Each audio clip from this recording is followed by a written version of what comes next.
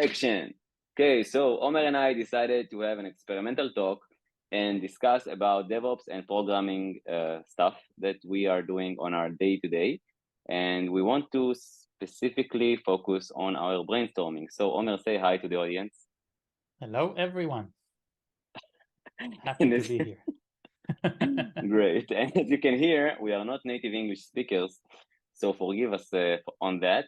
Not by a But long we want to shot. address as many people as we can, okay? As many people, and we're going to do it in a fun way, as much as we can, so it will be as light as possible. And the main thing we want to focus on, as I said, is on the brainstorming. Like, why do we do stuff? Not how. The how we can, like, we'll talk about it a bit, but we want to focus on the why. Why are we doing it? Why did we choose a technology? Why did we think of this thing? Okay, that's the focus, because my feeling, and also Omer shares the same feeling, that this is what is lacking out there in the internet. This is what is harder to Google for, the why, all right? The why and the So Omer, are approach, you how you ready? approach things in your day-to-day. Exactly. So Omer, are you ready?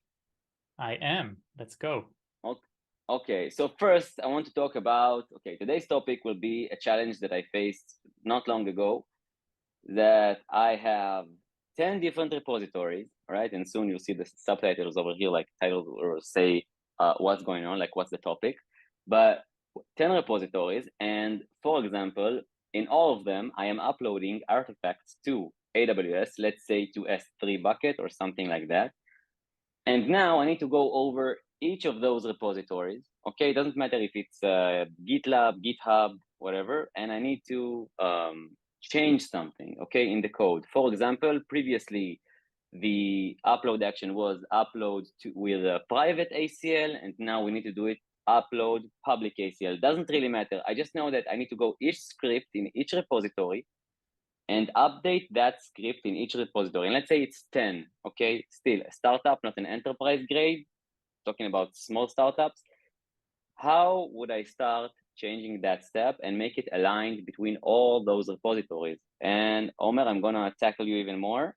Let's say I'm not using GitLab CI templates, okay? Because I know it's possible to use like GitLab, specifically in GitLab CI, you have those templates where you can use this template and then inherit Let's this double template. click on that just for the sake, if someone doesn't know, there's an option. I'm actually not too familiar with GitHub in that sense, but GitLab, you can create a template as in a central repository or wherever you want that holds kind of a script, a step in the CI, and then you can kind of inherit that wherever you want. Just put small pointers inside your pipeline and point in the central repository or script or whatever.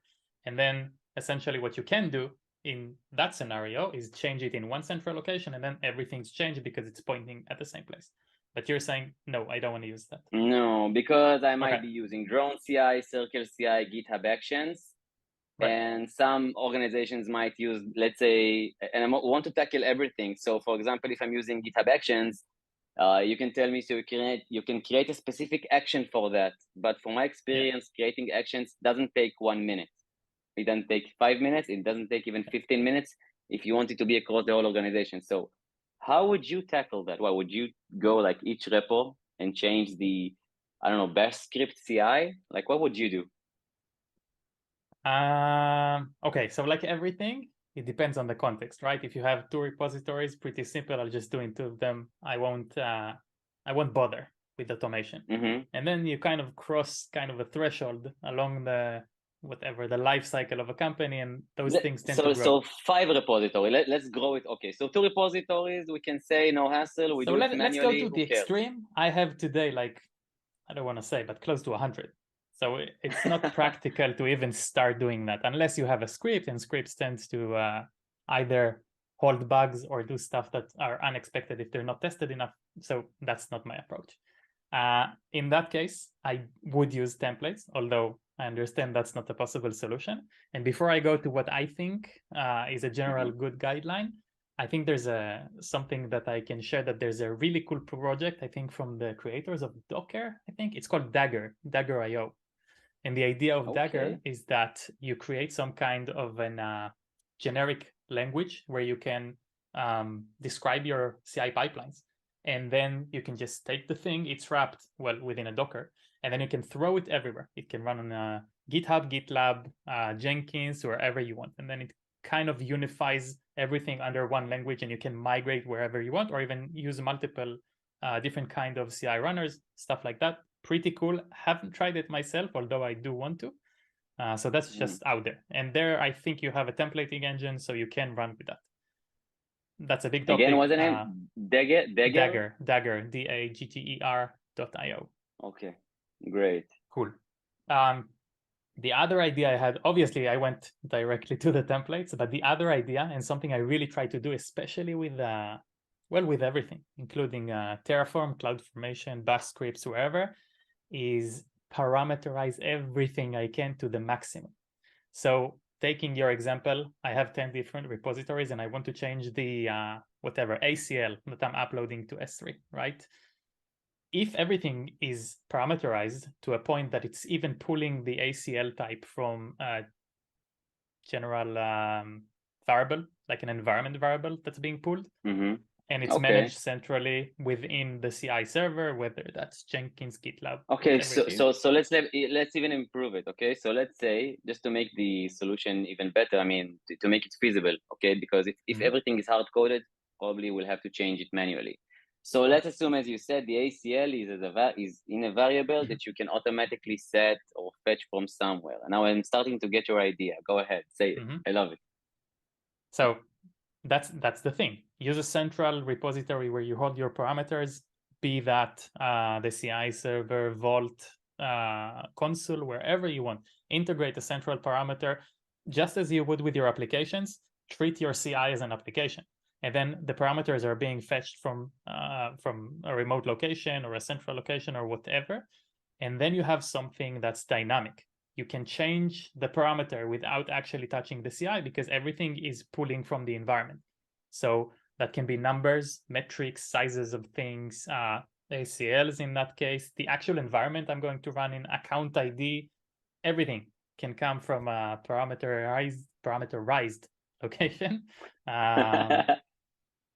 I think that's my go-to. That's the second place after templating, because templating is so powerful. But you know. So I will So just we're going to make the like short talks. So let's summarize what you just said, okay? Because I love the solutions. So first, I'd say if you have GitLab CI, right, use the templates because GitLab CI and templates is like awesome, right? Would you offer that the first solution? I'm asking you, from your knowledge, that's something you don't have in GitHub Actions today? No, you have to create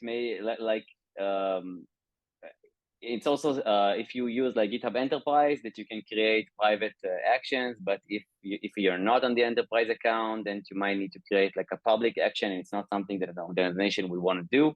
So let's say an organization uses GitHub Enterprise, so yeah, they can create an action and then make it available to all repositories. But it's not really a template, it's like actually creating a plugin. Yeah, and then you're starting to write too much code and maintenance and stuff, and I don't know, I didn't like it too much, but maybe it's me, again, it's only us. It's not like the best practice in the world. That also, by the way, depends on the context. If you have, again, 100 repositories, it might be worth a while to, I don't know, invest a day or two and create each and everything structured as a plugin and run with that. But again, 10 repositories on the thin line. Yeah. So we said, okay, so for GitHub Actions, for many repositories, create a specific action. Great. For GitLab CI, use templates. Then you said we can use Dagger, right? So Dagger is an option.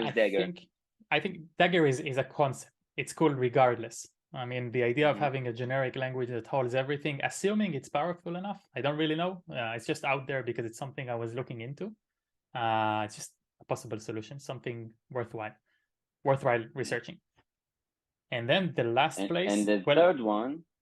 Yeah, that would be using parameters wherever you can, regardless if you ever think that's going to even change, right? An account ID, whatever, everything that's even remotely changeable, put in a parameter, pull that from a remote location, and that will make your life dynamic. Yeah, I love it because most of my pipelines, I usually like create an initial step where I call it prepare. And this prepare step is like the master where it pulls, let's say, parameters, secrets, or even decides if there will be a deployment, by the end of the pipeline. So, I have this like one focal point, like one point where I centralize everything, where the pipeline will eventually know if it's going to be build, test, deploy, and decide everything. So I would push that, like the pull secrets and stuff, or what you said, in the prepare step, and then inject it in the other steps, Exactly.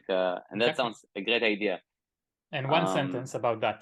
I know people who would see the solution and say, oh my God, that's a complete risk, because if everything is managed dynamically, if that's gone or someone changes the vault parameters or wherever you manage it, you're going to ruin everything.